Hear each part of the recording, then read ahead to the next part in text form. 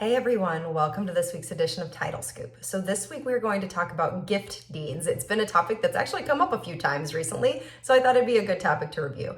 Ironically, when I put gift deeds into my Google search, one of the first articles that popped up was woman allegedly forged deed to steal neighbor's Long Island home. She says it was a gift. And in this scenario, it's two neighbors live next door to each other. One all of a sudden owns the property next door. She's claiming, well, I took care of the woman and I stayed there sometimes, and she gifted her house that's worth $350,000 to me because I took care of her.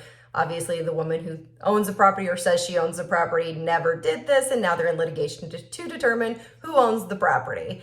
Now, one that I had fairly recently was a woman owned the property. She starts selling it on land contract to some purchasers. Those purchasers quick claim the property back and terminate the land contract. However, a few years later, there's a deed from the woman to the land contract purchasers. And then a few more years pass and the land contract purchasers decide they're going to sell. We obviously started asking questions. They said it was a gift.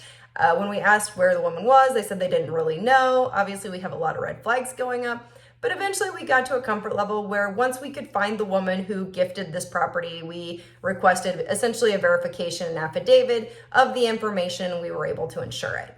So if you have a gift deed in your chain, or you have someone claiming that the property was a gift, you just need to start asking questions. Unfortunately, there's a lot of fraud around deeds right now, so we just have to be really diligent in our questions and when we get these transactions. So one of the questions we do get is, can we insure a gift deed? And the answer is sometimes, not always.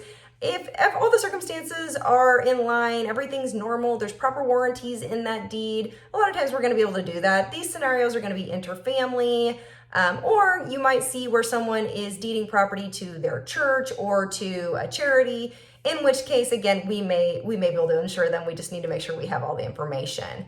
Now, no matter the circumstance, if we're reviewing a gift deed to insure, or if it's a vesting deed for a sale, you have to be vigilant. You need to ask a lot of questions. If you call us, we're going to ask a lot of questions, so we expect you to do the same. And again, if you don't know the questions, give us a call. Anything that sounds off, obviously, throw your red flag and make sure you talk to your underwriter.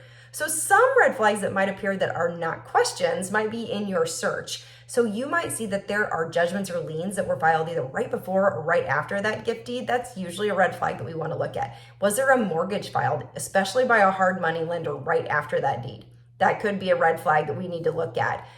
Is there pending litigation that was against that grantor, in which case they're trying to avoid it, but also could the deed be set aside for a fraudulent transfer? Again, just start asking those questions.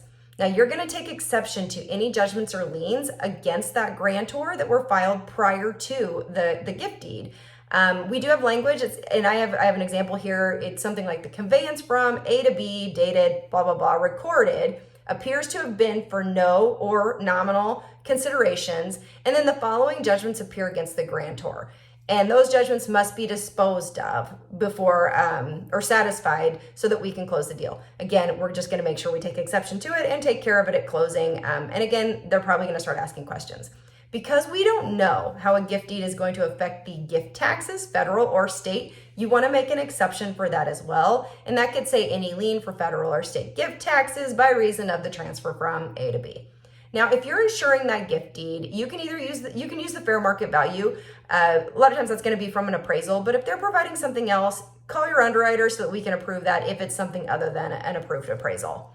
Now, if we're insuring a transaction where the seller received the property via gift deed, we really do want an affidavit from that grantor, and we want that to state things like, I was competent at the time that I did this, I remained competent, I was solvent, this didn't affect my solvency, it was voluntary, and I wasn't doing this to defraud creditors, which is what we did on the transaction I had a couple months ago.